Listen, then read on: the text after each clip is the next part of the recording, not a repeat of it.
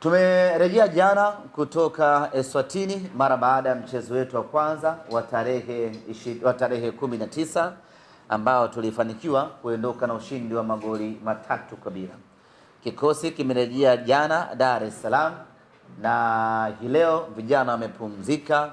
Kesho Jumatano tarehe 22 kwa mapenzi yake Mwenyezi Mungu, kikosi kitarejea tena uwanjani Mo Simba Arena kwa ajili ya kuanza maandalizi kuelekea katika mchezo wetu wa tarehe 26. Kuelekea katika mchezo huo, tunayo furaha kubwa.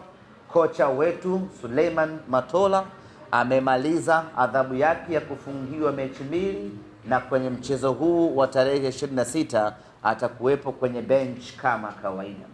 Lakini tunayo furaha nyingine kubwa katika mchezo wetu huu wa tarehe 26.